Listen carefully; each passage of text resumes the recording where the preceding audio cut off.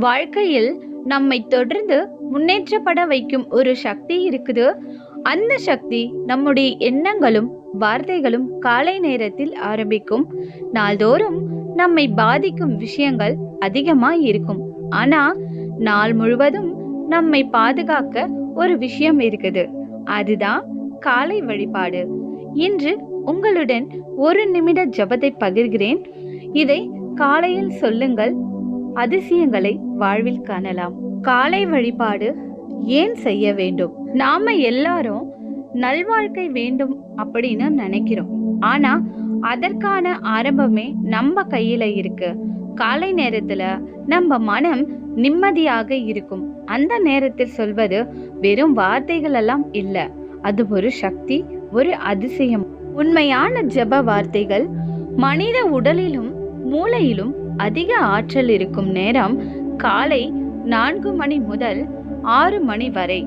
இந்த நேரம்தான் பிரம்ம முகூர்த்தம். இந்த நேரத்தில் மனதில் ஒரு நேர்மையான எண்ணம் வந்தால் அது நாள் முழுதும் செயல்படும்.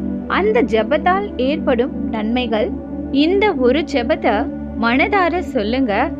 ஓ பரம்பொருளே, இன்று என் உயிரிலும் உயிர் உள்ளவர்களிலும் ஒளி பொங்கட்டும். என் வார்த்தை நலமளிக்கட்டும். என் எண்ணங்கள் தூய்மை பெறட்டும். என் செயல் யாருக்கும் நன்மை செய்யட்டும். இந்த நாளில் என் வழி அமைதியுடனும் அருளுடனும் அமைந்திருக்கட்டும்.